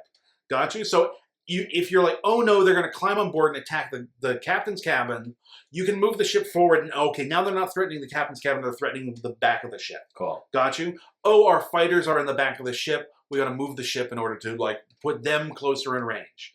I think that's really good. You don't need to spend actions to move between the rooms. In Battlestar Galactica, you are taking movement. So you have 3 movement. Oh, I can't get there yet this turn. I'm going to have to do it next turn. In Unfathomable, you just appear in the room that you want to be in. Right? Felt really great, really simple. I liked it a lot. I really enjoyed my time with Unfathomable. Something that happened to us in this game was we spent all of our cards, because in Unfathomable, like in Battlestar Galactica, crises will come up, and everybody has to secretly contribute cards from their hand to defeat the crisis. So it'll be like, oh, a green crisis, we need 7 green cards, or 7 value of green cards in order to pass it. So, oh, I'm going to add a 5 green, you're going to add a 1 green. We all add them secretly. We add a random card from the top of a random deck, mix them up, and find out sort of whether we pass the check or not. And the thing about Unfathomable is that there are people who are working for Cthulhu who are trying to torch it. So they'll throw in off-color cards to make you fail the event. And what happened in Unfathomable, we spent all of our cards, we overspent on the early events, which meant we didn't have enough cards to do anything with the later events. And we basically lost the game without influence from the bad guys. And when the bad guys did reveal themselves, it was basically to gloat. Right? And so I had a great time. I enjoyed it. It was great to lose. I thought I was a young boy that was working in the engine room. Someone looked at my card and told me that I was a woman that was blind and deaf that was working in the engine room. Did not realize that from my card or the text, but that made a lot of sense with her mechanics afterwards because I couldn't speak or talk. I enjoyed the game. I think, based on my memories of playing Battlestar Galactica, literally maybe 8 years ago, I think I prefer Battlestar Galactica more, and I don't have an interest in purchasing an Unfathomable for myself. Hey, that's good. But I did enjoy it and would play it again in a heartbeat. Well, we'll see where it falls on Colin's list. Yeah. Colin, you're 13. My number 13 was Battlestar Galactica. Whoa! So Unfathomable's higher then. Yes. I was like, okay, let's see. So Battlestar Galactica for me set 13 on this list. Again, it's a game that I do not have easy access to most of the time because A, it's out of print. The people I know that have it, I don't get around to seeing them as often as I probably should, and I only really see them at Niagara. Yeah, you don't need to see them any other time. Yeah. You've always got it, right? Or no, maybe Aaron. Is it Aaron? It's Aaron and Kadri, I think, would have it, yeah. But Kadri loves it. This game, though, the last year I played it for the first time last year. 2 years ago. 2 years ago. And that was the base game, and I had a bunch of fun playing it. This year, played it with 6 people with 2 of the expansions in it. And which the company it just wasn't good. It all falls down to the people. No. And I don't know. I think this one sits lower on my list because I also played Unfathomable, and I found Unfathomable better. Because I think that's interesting, because you said the reason you jumped into Battlestar Galactica is you're like, I didn't get what I wanted from Unfathomable, and you wanted more social, like you wanted more sneakiness, I feel. That's what you said to me before you were about to play Battlestar Galactica. I was like, are you playing Battlestar? You just played Unfathomable. You're like, yeah, I just still have the I wanted to compare because both of them they're similar games, but both of them, they're different enough from each other that I felt like one gave me something that the other didn't, but this one I had to get. This is fascinating because also, like, we played Unfathomable and we talked about Battlestar Galactica afterwards, and you were like, I'm so excited I'm playing Battlestar Galactica. Yeah. And I am. Unfathomable is better. Unfathomable, cool. I found was just a little higher up. Well, we'll talk about that later, but continue talking about it. But Battlestar, I feel like it's a very niche crowd of people that want to play that specific game because it is very involved. It's a long commitment game. And again, I'm not familiar with IP, the Battlestar IP. That's fascinating. So I'm really only know about your experience of it is the game. Is the mechanics of the game and the game. That's so cool. Yeah, which is definitely the minority. I feel if people seek it out. Yes, but I did take Chris's advice. And I was Gaius Baltar. I was Gaius Baltar. Well, because you were like, I wanted more like Cylons. Like, I was like, well, Gaius throws in an extra Cylon into the setup. And here we are. I picked Gaius, and what did I get? 2, you are not a Cylon card. The first time round. When we did our redraw in the second round, 3, you are not a Cylon cards. And all I wanted to do was be a Cylon. And I didn't get it, and I was upset. The odds are someone else got a Cylon card then. Yeah. Well, obviously, yes. Right. And now trying to tell people that I'm not a Cylon when I have 3 cards in front of me is kind of hard. That does sound hard. But it's way more complex than Unfathomable. But it feels different enough that it's a different game for me. And cool. I enjoyed both of them thoroughly. One scratches the itch for a 6.5-hour super complex game that's Battlestar. That's Battlestar, right? And Unfathomable scratches that itch of this is just teetering on that edge of a big 4Xer where it's like I'm right on the edge of what I wanted it to be, and it was perfect for what it was. Fun. That's my feelings of it. Now I'm curious. Just carte blanche, like money's not an issue, space is an issue. Does Battlestar Galactica end up on your shelf, or does Unfathomable end up on your shelf? Well, if it's carte blanche, both of them end up on my shelf. Okay, you can only have one. The devil says only one. Unfathomable. Really? Because I feel like I can get more table time with Unfathomable than I can with Battlestar. Yeah, that sounds. And I'm rating the games based on that as well. Whereas I love both of the games, but my rating fell down to I can get more table time with this. I can get more people to play this game than I can this one. I hope you get it so we can play it again. And that might be in the works. Cool. I'll get the expansion.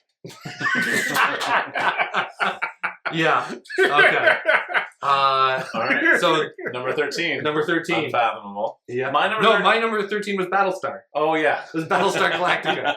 Got all wires crossed. Unfathomable, Battlestar Galactica.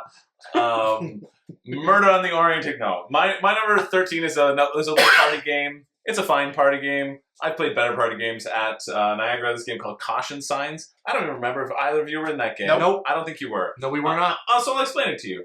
Essentially, you're going to be making these little caution signs. You have 20 seconds. You have 20 seconds to draw something. You're going to get a top card and a bottom card. And this one would be a flexible cow is what you would get. And then you have 20 seconds to draw a flexible cow as quickly as possible with your thing. Okay.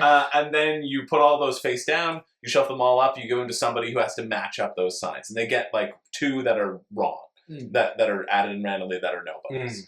And so if they do, like if they match it up, you get points. I played a perfect game of this game. I think one other person might have played a perfect game too. But like every time all of my things were guessed, every time when I was the guesser, we just did one round because there were 8 of us. So I drew 7 things and guessed once. I did a perfect game, but I also feel like I got easier things to draw. But there was one where I guessed Kara's when I was a guesser without even looking at what the options were. I was like, sad fisherman. She's like, boom. And I felt very good about that. But yeah, it's a fun little game. I actually think the 20 seconds is too long. I think it was too long. Okay. I think the fun To draw the sign. I think it gave everybody too much time to be too good. That's I thought the 20 seconds was like, I was like, oh no, that's not going to be enough time. Yeah. But just the way it worked out, it felt like it was too long. But That's yeah, fun. it's a fun little game, and you arrange them in a diagonal sort of way. So this is the clumsy panda, maybe clumsy photographer. Who knows? Right, but you try to like draw things out as quickly as you can. It was fun. It was fine. Somebody was like, "Do you want to play this again?" I was like, "No, not really." But it was just there. It was just there. It was a good party game, a decent party game if you like party games. Nice. A very funny concept. I would shorten it to 15 seconds. Okay. And I think that would be better. And I would also add in maybe three random rather than just one. Yeah. It's fairly easy to suss out. Based upon, I think the fun of the game comes because from people are also trying to throw you off. No, you're trying to just draw it good. Right. Trying to draw well. You're trying to get people to get your. Oh, right. Yeah. Okay. Yeah. Interesting. Mm-hmm. Yeah, I think a game that maybe relies a little bit on people being bad at drawing. Yeah. To be fun. yeah, for sure. It's Right. like telestrations, right? If telestrations, you're good at drawing, it's not fun. But you get people like me who are bad at drawing. But that's why I say I did a perfect game in that, like, there was too much time.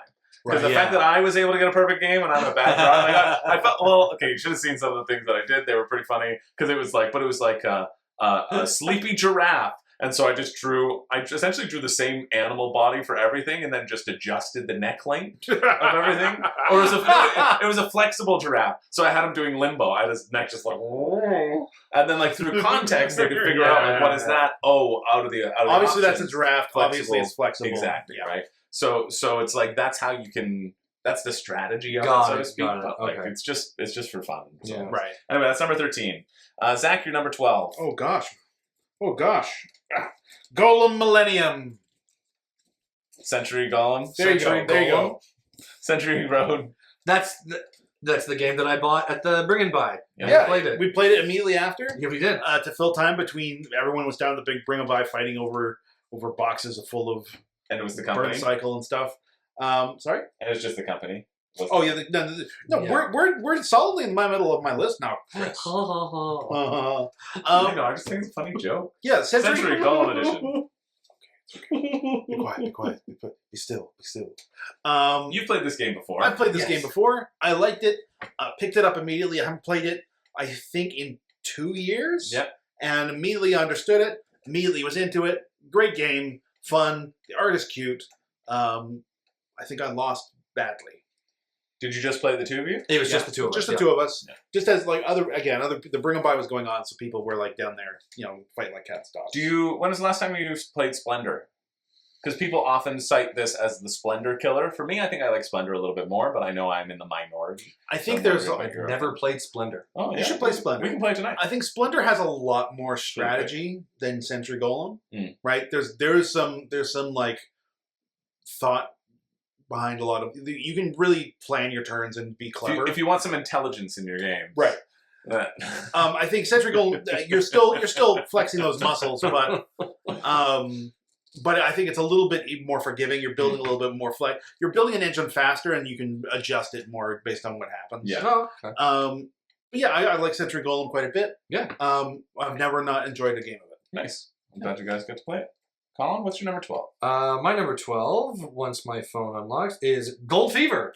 Oh, Gold nice. Fever is number 12 on my list. I was expecting it to be in your top 10, to be honest. It was hard not to put it in my top 10, I'll be quite honest. I'm surprised that this is this high. But it's a 7 out of 10, even though other things are 8 out of 10 earlier on in the list. Yes. That's just your overall impression of the game. My overall, the out of 10 ranking is my initial impression of the game. Right.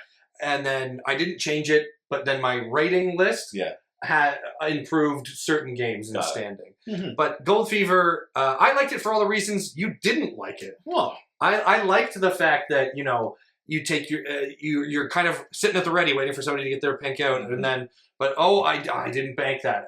I liked the methodicalness of it, where it's like, all right, Oh, and then you're like, oh, do I want to push my luck and pull out another one? And oh, I got 2 blacks. Oh no, I gotta bank it. Or like, oh, or I gotta put it back in the bag. Or oh, I pulled 2 golds, a black, a gray, and a white. I'll bank the 2 golds and you take all of my stones. Like I liked how light and fun, but also energetic it was. Right.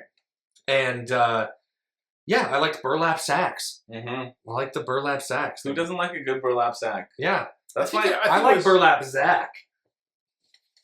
I think they were. I think they were faux burlap.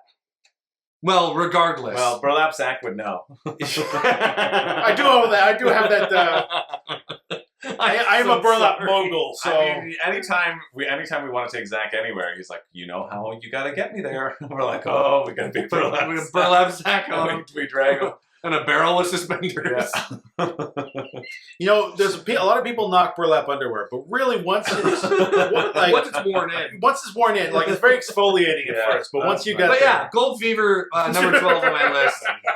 It is up there with like a top 5 filler game. Yeah, it is just light enough, just quick enough, and just intelligent enough that I want to play it again. Nice. Yeah. All right. That's my number 12. My number 12 is a game we played twice. I think all 3 of us played it together. I don't know. Maybe. We'll see. This is again. These party games are always going to be lower on my list. Yes. For whenever we do these lists, it'll generally be party games. Although there was that one time, which was the iceberg game, which was at like my number 5 because I really liked it.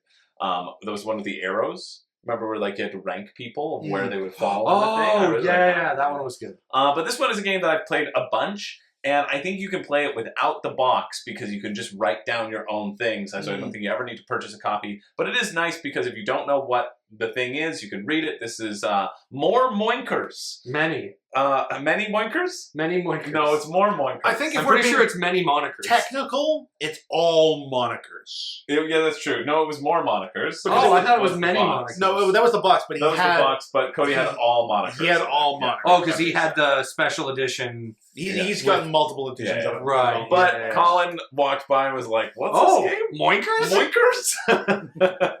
So honestly, that should move it up to number 1 for me. Moinkers now, I'm never calling it monikers. More Moinkers or Moinkers is just celebrity, right? Yeah. It's celebrity, that's all it is. And because you can just play it by drawing things out of a hat, I sometimes prefer that because you can do it based upon the group of people who you're playing with. So we played Celebrity in when I was doing Miracle on 34th Street, and we put in our director, Donnie Bowes was in there like a bunch, or we put like Norm Foster, like other things that were related to the crowd of what people would know. And so I think with monikers, it's nice you get to choose what you put in. But the first time we put in all like things that were sort of knowable, and then the second game we all put in things that were completely unknowable because we were like, well, I want to be the only one to know it. Yeah, we didn't want to make it easy, and so that made it like a little harder to get through. I just think like the idea of putting your own stuff in is generally better than the game itself providing those to you. Right. Because I think that's there were a couple times a little bit more creative, so to speak. Yeah. There were a couple times where someone was trying to act out something really obscure for the first time, or describe it for the first time, and nobody knew.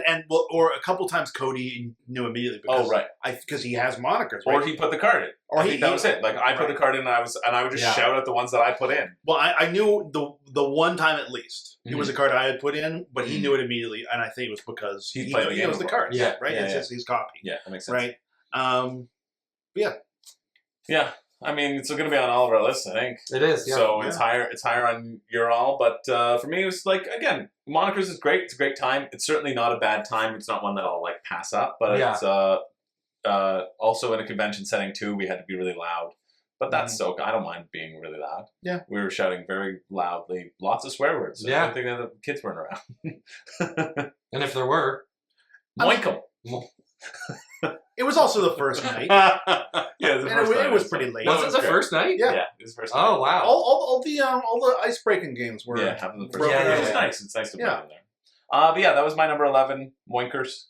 No, my number 12. Oh, right, number 12. So we're on to number 11. And this will be the last one of this half of the video. So top 10 video. We're in top 10, Okay. and because we've already been at this for an hour and a half. Oh, hot dog. Wow. Oh, an hour 40. Wow. So we'll be speedier on the next one Yes. because there might be some crossover too. Yeah, I think so. Yeah, and we won't explain the games as much, but we can still explain like what we like. Yeah. out of them. We'll assume knowledge of other than That's what I've been high level kind of doing. Yeah, I'm just assuming just people so know that what the games just so that we have time to play Kavango, not like to not for the viewers. So that we literally have more time to play games tonight. because I can't stay super late because I'm cat sitting for a friend and I got Aw. Right. Yeah. Neat. All right, so number 11. My number 11 is Synoda. Sinoda. It might be. Yeah. Oh, you actually got the name right. Oh, look at that. Is this it? That's it. I've never. Oh, I remember seeing you guys play that game. Yeah, this was a great game. Was it? Wow. Oh, it looked horrible. What? Yeah, I was like, this does not look like anything I would want to engage in. Okay, let me explain this game. Yeah, you got it. It's a new game. I thought at first it was Chinese checkers. It's not Chinese checkers. It is kind of like checkers, though. So you have, as you can see in this little picture, maybe you can see, you have little three-sided dice, and they look like little pyramids, right? And on your turn, you can, look like little pyramids. And on your turn, you can move across the sort of the wide side of the triangle into another triangle. The number of spaces on the top of your pyramid.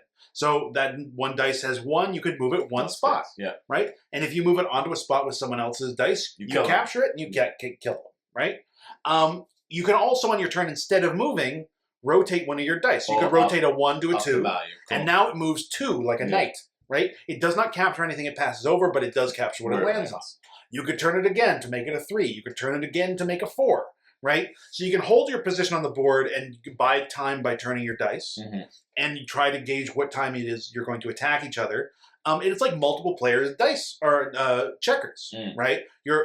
If someone gets removed from the board completely, the game ends. Or if you can see in the bottom right-hand corner of your little picture there, Chris, you have a little disc that you're putting dice onto. A little disc that you're putting dice onto. So if you captured 6, then you end the game. And you don't win the game, Chris. Oh, you end the game. They end the game, and you score as many points as what was on top of the dice. Right. So if I capture a 4, it's worth 4 points. It's worth 4 points. Right. If I capture a 2, it's worth 2 points. If I capture a 1, so I might spend a couple turns biding my time turning my dice into a 4. I'm flying across the board, and then someone who has like a 1 level dice walks over to it and pops it. I've given them 4 points. Right. And if they've never upgraded into their dice, I need to capture 4 of theirs in order to even up the points. Oh, so a 1 value can capture a 4 value. Oh yeah, it's just how they move.